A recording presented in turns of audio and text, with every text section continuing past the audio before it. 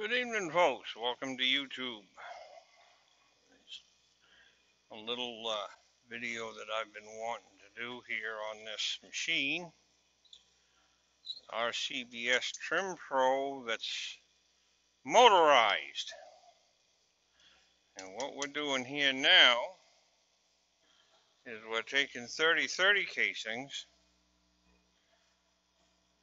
that have been run through 357 Harriet dies, and we have to trim off the excess.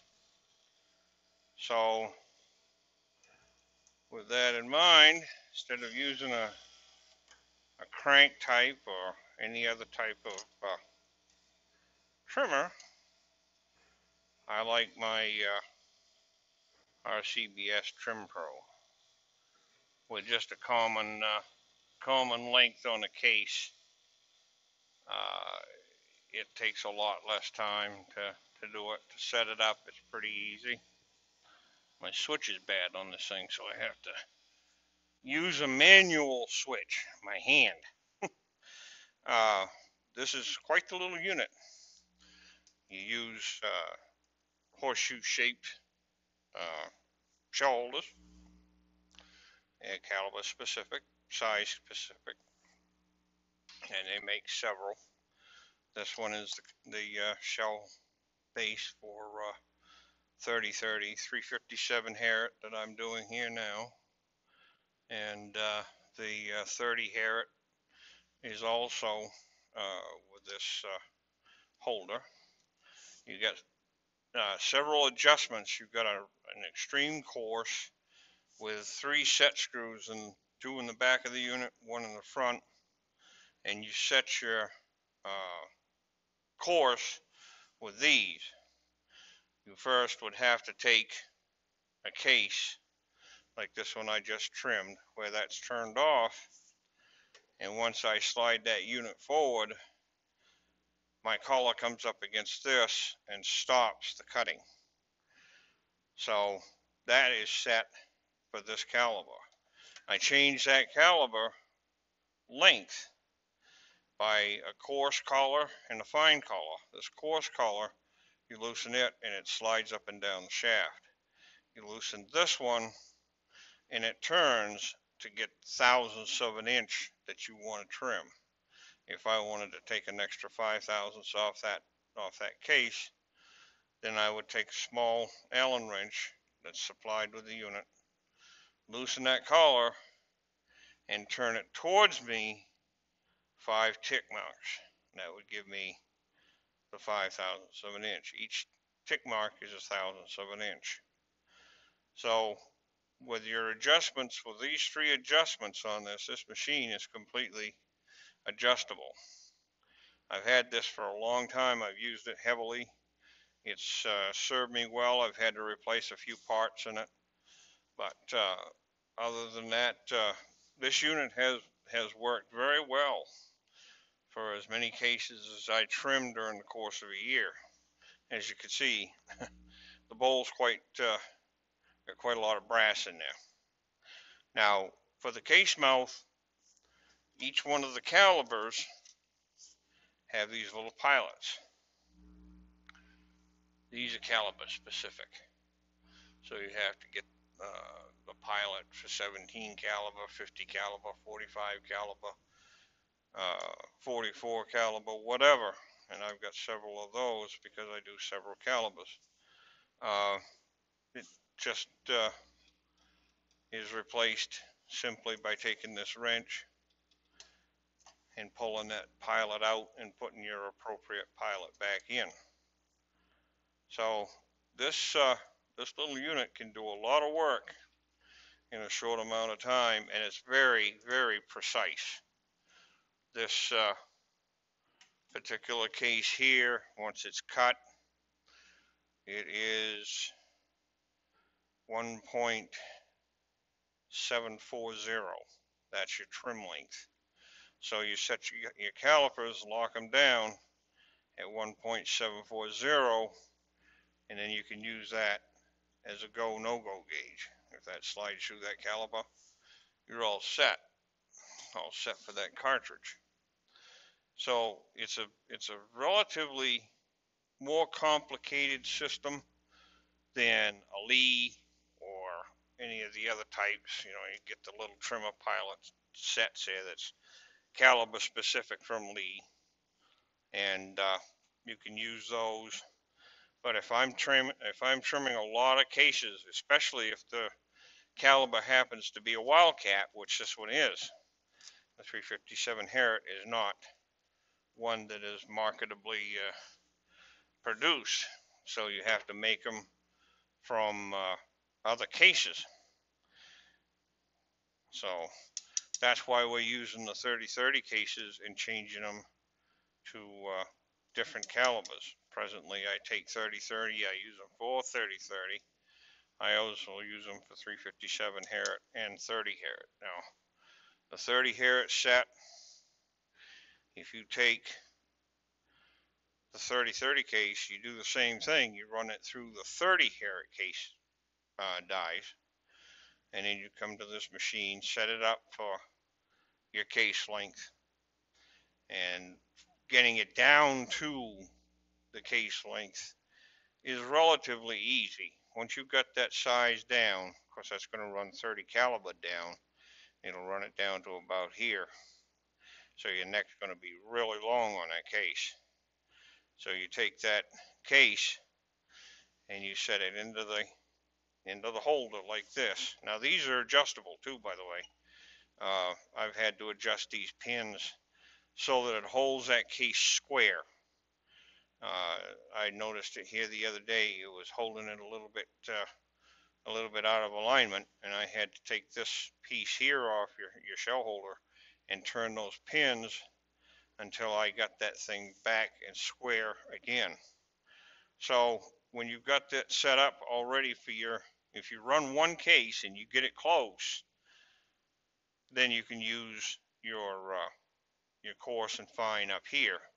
I use this one just to get it somewhere in the neighborhood, and I'll leave this one set it as it is, and I'll let it trim down slowly each time, checking that length to where I'm going to be getting it down to and close. My calipers will tell me how far I've got to go, how much length I've got to remove still, and you keep removing that until you get that down to the length that you want. I'll trim this one again, well, this one the first time I should say. So you can see it's got a spring action here. That's got two heavy springs in there. And slide that ahead, that pilot goes into the case, and it will keep feeding those cutters into that case. You can see the gap that I've got to cut off right here. That's how much I've got to cut off this case. This one here is one of the long ones that I do. The 30 Harriet is even longer. So we'll let this thing cut through.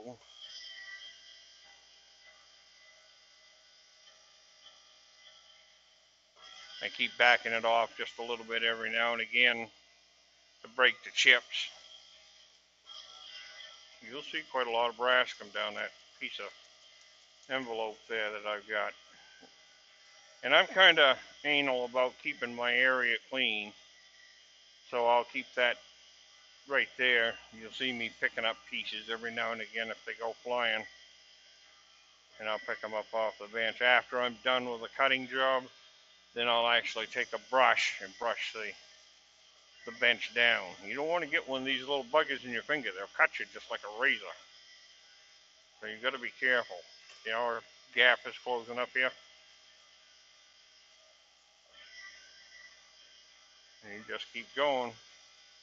Now normally I wouldn't have to keep backing that off and clearing the chips if it was a regular proper cut to length case or somewhat close. Then it's just a matter of a quick touch up on the case length, and you're done with it. You know, deburr it and inside and outside, and you're done with it. There goes another big chip. And try to keep them things picked up as much as possible. And we're almost done.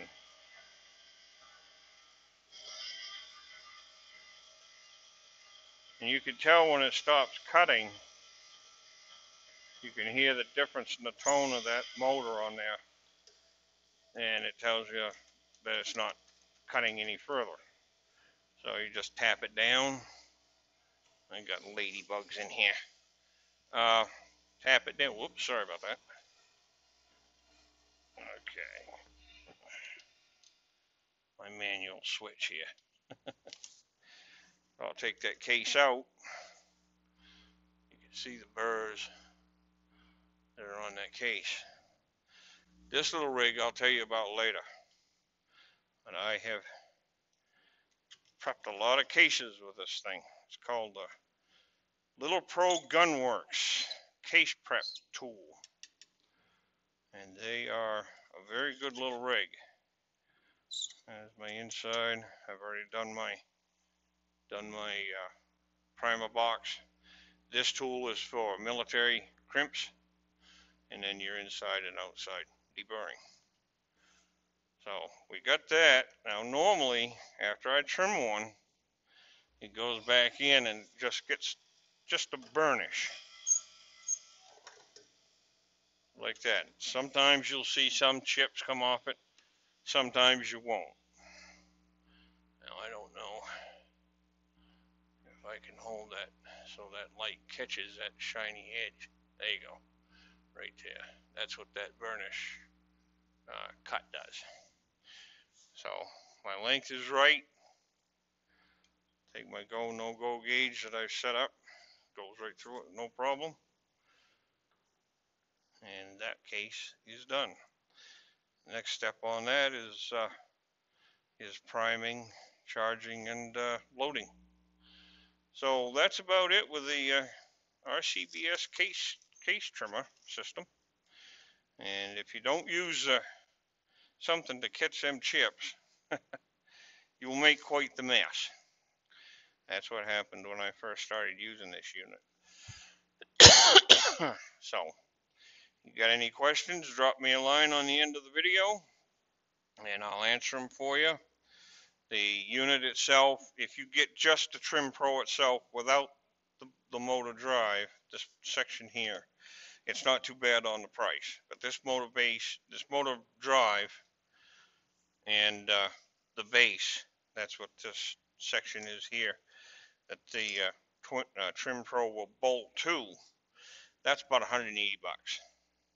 So it is kind of pricey.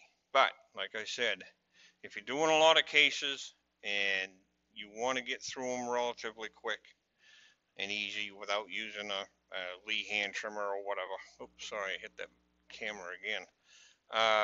This is the unit that you want to take and check into. I can help with any advice on how to set it up or whatever the case may be. When I do another case, when I do another caliber, which I've got some 221 Remington Fireball and some 30-06 that's going across this machine after I get done with these 357 Harrods. So I'll give you a little sample of how to set it up along with the video on this. Take care, 7-3s. That's Ham Radio Talk. Best of luck. Merry Christmas. Have yourself a good evening.